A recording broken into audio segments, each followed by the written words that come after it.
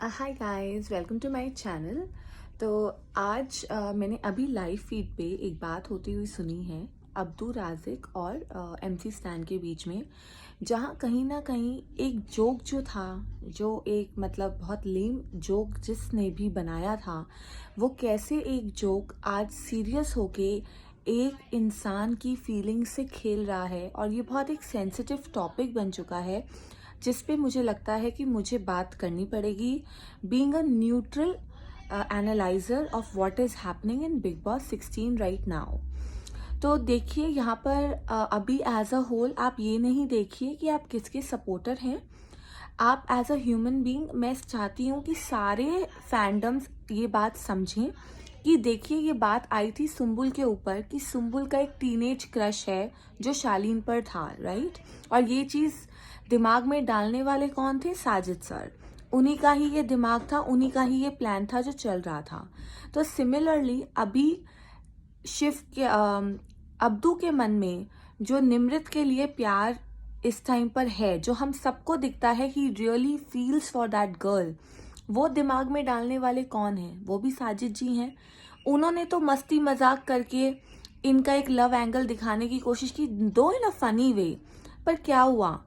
आज अब्दू उस चीज को सीरियसली लेकर जा चुका है और उसको फील होता है कि अगर मैं निमृत से बात कर रहा हूँ, कोई बीच में आ रहा है या कोई फालतू में हंस रहा है, मजाक कर रहा है, उस लड़के को हर्ट होता है।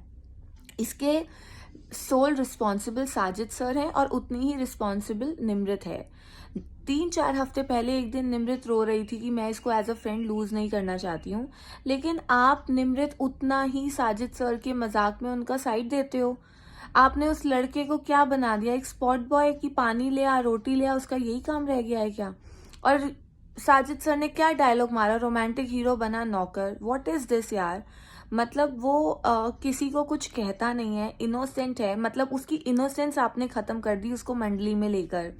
प्रियंका ने उसका क्या बिगाड़ा है? उस लड़की ने उसके लिए कभी कुछ नहीं किया। वो जितना उसको उल्टा बोलता है, वो फिर भी उससे बहुत प्यार करती है और ये उसको एक दिन जरूर समझ आएगा। Abdu when he will come out, he will see what mistake he has done. Priyanka के अगेंस्ट इतनी हेट्रेट उसके दिमाग में डालने वाले कौन थे? ये मंडली के लोग थे, स्पेशली साजिद सर और निमृत। इन्होंने अपना ओपिनियन, अपना point of view Sajid Abdu के दिमाग में डाला है। और आज क्या हुआ? निमृत को लेके अब्दू इतना सीरियस हो चुका है और इस चीज पे बात करनी मुझे लगता है पर्सनली बहुत जरूरी है। अब्दू को ये समझाना पड़ेगा कि वो लोग मजाक कर रहे हैं और मजाक मजाक में उसके दिल से खेला गया है। तो ये चीज जब सुम्बुल के साथ हुई थी, सुम्बुल का फैंडम पूरा एक साथ उसके साथ जुटा हुआ था। मैं यही चाहूंगी कि वो ही सुम्बुल वाला इंसिडेंट अब्दू के साथ नहीं होना चाहिए गाइज। हमें ये चीज समझानी पड़ेगी, मंडली की हिपोक्रेसी तोड़नी पड़ेगी। और यही चीज आज शिव, जो उसका इतना अच्छा दोस्त है अब्दू का, अब्दू को ये लगता है कि शिव उसके बीच में आ रहा है।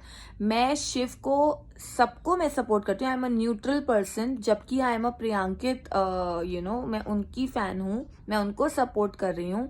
लेकिन मैं यहाँ शिव के लिए भी कहूंगी, उसने कभी अब्दू के लिए गलत नहीं किया। लेकिन अब्दू इस टाइम, उसका वो प्यार वाला फीलिंग इतना हाई हो गया है कि उसको अपने दोस्त नहीं दिख रहे हैं।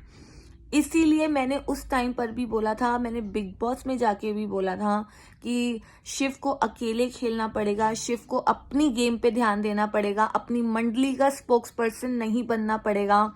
और ये चीज मैं उनको भी बोलना चाहूंगी जो मेरे साथ वहां गए थे, कि बिग बॉस दोस्ती यारी का भी प्लेटफॉर्म होगा, वहां रिश्ते बनते हैं, लेकिन वो कहानी घर घर की, ये सीरियल नहीं है कि हमें वहां पर रिश्ते बनाने हैं। ये इंडिविजुअल गेम है, आपकी पर्सनैलिटी है।